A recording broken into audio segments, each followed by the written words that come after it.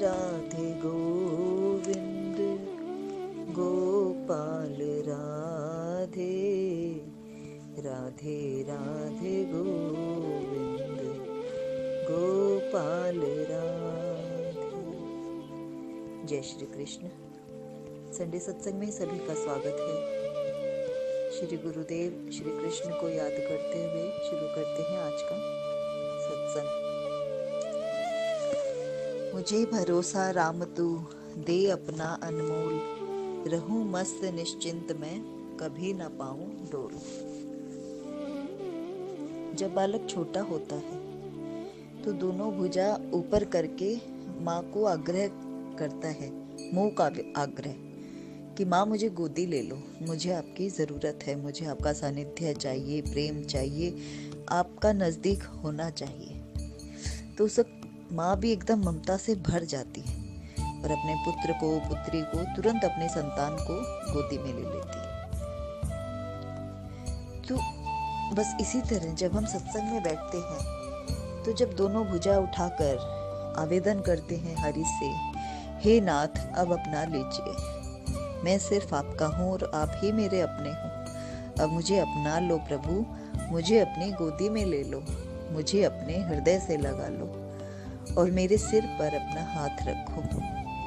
आपके आश्वासन से, आपके प्रेम से, आपकी सानिध्य से, आपकी कृपा से मुझ में स्फूर्ति, आनंद, उत्साह, उन्माद भर जाता है, प्रेम से ओतप्रोत हो जाता हूँ। जब ऐसी अवस्था भक्त की बनती है तो वो असीम आनंद, सुख, शांति की अवस्था पाता है और उसमें डूब जाता है। तो प्रभु से क्या निवेदन है कि मुझे भरोसा राम तो दे अपना अनमोल, हे राम मुझे आपका भरोसा है, आप अपना अनमोल आनंद, आपका प्रेम, आपकी कृपा मुझे देकर मुझे सुख से, शांति से भर दीजिए। रहूं मस्त निश्चिंत मैं कभी ना पाऊं डोल, क्योंकि आपके चरणों की छाया ही ऐसी है जिसके निकट बैठकर मैं निश्चिंत हो जाता हूँ कि अब मुझे कोई डर नहीं। संसार में रहकर मुझ में कितनी ही मुझ पर बाधाएं आए, संकट आए, प्रतिकूलता आए, कितने भी उपद्रव मेरी जिंदगी में हो, पर प्रभु मुझे सिर्फ आपका सहारा है।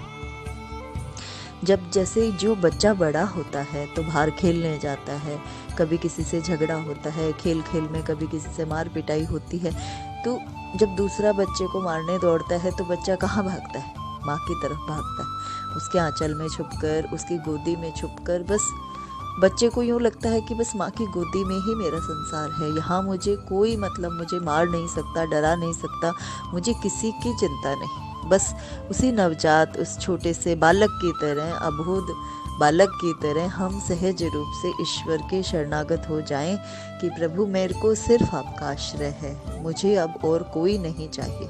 आपके चरणों की छांव में बैठकर मैं निश्चिंत हूँ, अलमस्त हूँ, आनंद से भरपूर हूँ।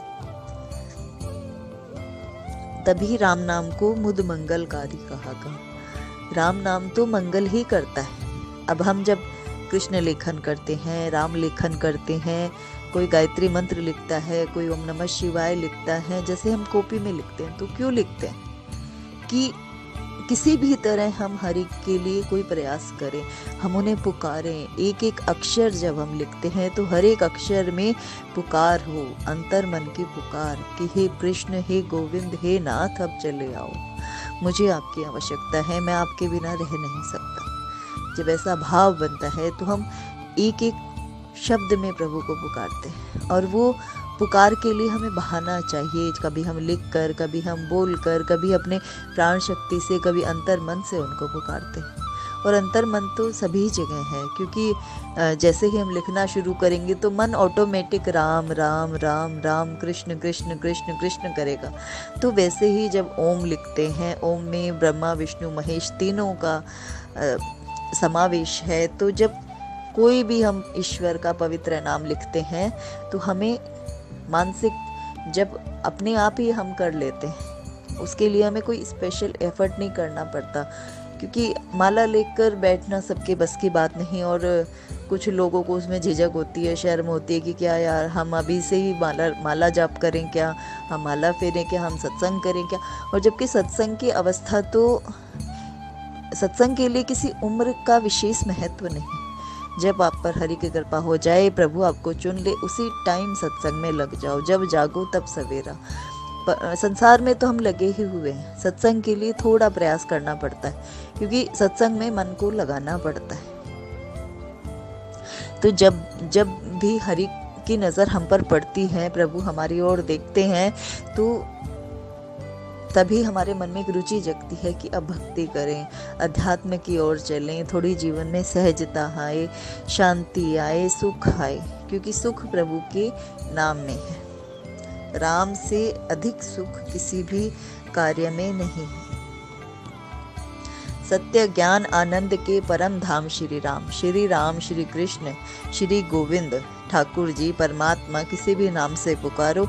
सत्य को पाना है, ज्ञान को पाना है, आनंद को पाना है, तो परम धाम कौन सा है? उनके चरण, उनका सानिध्य, उनके नाम की ओट।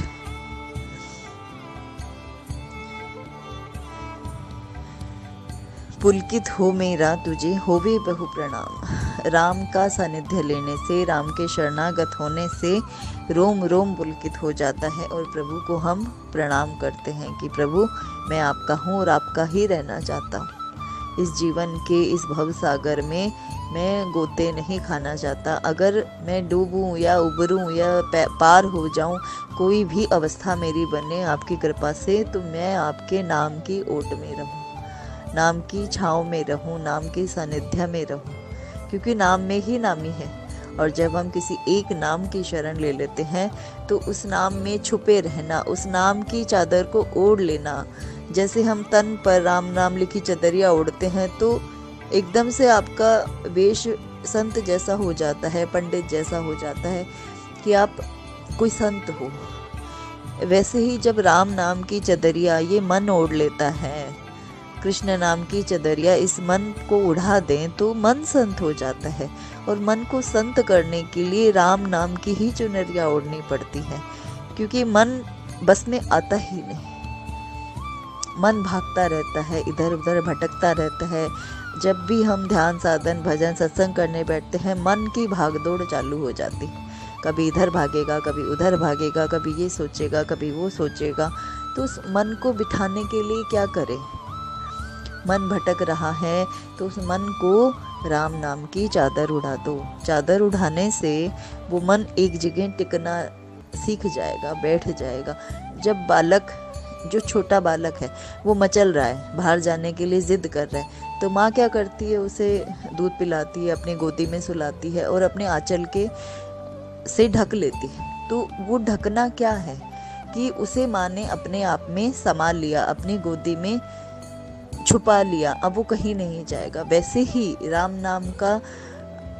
नाम को हृदय से लगाते ही, भगवान की गोदी में सोते ही, जैसे ही वो चद्दर, वो भगवान का आंचल हमारे ऊपर आता है, तो फिर हम संसार की भागदौड़ हमारी हट जाती है। बस अपना भाव ये रखें कि हम अबोध शिशु हैं, छोटे से शिशु हैं, बालक हैं, और हम प्रभु की गोदी में सोए हुए हैं। हम बिस्तर पे सोएं, हम तकिया लगाएं, हम चादर ओढ़ें, हम कुछ भी क्रिया करें, सब जगह यही सोचें कि हर चद्दर राम नाम द्वारा अंकित है, हर तकिए पे राम नाम लिखा हुआ है। हम जो बिछावन है उसमें भी राम नाम लिखा है। तो एक तरह से राम ही राम है, चारों ओर राम है, बिस्तर में, तकिए में, चद्दर में, खाने में, पीने में, सब जगह जब हम राम राम राम कृष्ण हरि, राम कृष्ण हरि करते रहेंगे, तो मन लगने लग जाता है, मन को आदत पड़ जाती है। क्योंकि जो नहीं पढ़ने वाले बच्चे होते हैं, उनको रटन के द्वारा उनको टीचर सिखाती है कि तुम रटो, कैसे भी उस चीज़ को याद करो, तो रट रट के वो जैसे तैसे बोलना सीख लेता है। वैसे ही जब राम नाम रटते रहो, कृष्ण राम रटते रहो, तो ये मन की भागम भागी कम हो जाती है, दौड़ धूप कम हो जाती है, और उसका मन धीरे धीरे, अपना मन जो है सत्संग में लगने लगता है। तब जाकर जीव जागने लगता है, क्योंकि एक जन्म होता है जो माँ ने हमें दिया, एक जन्म होता है जब गुरु जीवन में आते हैं, और गुरु के जीवन में आते ही मनुष्य का भाग्य जग जाता है। क्योंकि गुरु रूप में भगवान ही हमारे जीवन में आते हैं, और वे हमारे जीवन में गाइडेंस देते हैं, मार्गदर्शन देते हैं, हमें बताते हैं कि हमें आगे कैसे बढ़ना है, हमें प्रभु का नाम कैसे लेना है, हमें मंत्र जाप कैसे करना है, हम कैसे हरि के निकट जाएं, कैसे उनके हो जाएं, कैसे शरणागत हो जाएं। क्योंकि भाव के द्वारा गुरु हमें एक एक प्रक्रिया बताते रहते हैं। ऐसे जैसे ही हम स्वयं के साथ होते हैं, एकांत में होते हैं, प्रभु का नाम लेने लगते हैं, तो गुरु आत्मा रूप में बैठकर, भीतर बैठकर हमें गाइड करते रहते हैं। और जब उनकी गाइडेंस से हम नाम जप साधन भजन करते हैं तो हमारा कल्याण अवश्य ही होता है, उसका लाभ भी हमें मिलता है और अनुभव भी हमें मिलते हैं। वो ही हमारे मार्ग प्रशस्त करते हैं। जैसे सांसारिक कार्य करते हैं, कहीं हमें ठोकर लगती है, कहीं हमें प्रशंसा मिलती है, तो हर कार्य करने का जो अनुभव है उससे हमें राह मिलती है, सामने का रास्ता क्लियर हो जाता है कि हम कभी ज़िंदगी में वो गलती नहीं करेंगे। कभी जब हमारे साथ बुरा होता है तो हम एक अपने आप को ये वचन देते हैं कि हम दोबारा ऐसा नहीं करेंगे। जब कुछ अच्छा होता है तो हम करते हैं नहीं, ऐसा प्रयास हम करते रहेंगे, क्योंकि इससे हमें भी सुख मिल रहा है, औरों को भी सुख मिल रहा है। तो इसी तरह भगवान का नाम जब भजन है कि कोई भी साधन हम अपनाएं, कोई भी प्रक्रिया अपनाएं, जब उसको अपनाते हैं तो जिससे हमें सुख मिलता है, हमें अच्छा लगता है या उससे हमें अच्छे अनुभव होते हैं, पॉजिटिविटी आती है, आत्मविश्वास आता है, निर्भीकता आती है, दृढ़ता आती है, शांति मिलती है, सहजता आती है, सरलता मिलती है, प्रेम मिलता है, आनंद मिलता है और सुख मिलता है। तो फिर तब हमें लगता है कि ये तरीका सही है, ये मार्ग सही है। मुझे श्रवण करने से सुख मिल रहा है, मुझे सत्संग से सुख मिल रहा है, मुझे भजन से सुख मिल रहा है, मुझे कीर्तन अच्छा लगता है, मुझे नाम जप अच्छा लगता है, मुझे मेडिटेशन अच्छा लगता है, या मुझे पूजा अर्चना सेवा करना अच्छा लगता है, मुझे तीर्थ जाना अच्छा लगता है, मुझे क्या करना अच्छा लगता है, ये हमें सोचना है। और जो भी कार्य हमें रुचता है, भाता है, सुख देता है, वही हमें कर लेना चाहिए। जय श्री कृष्ण।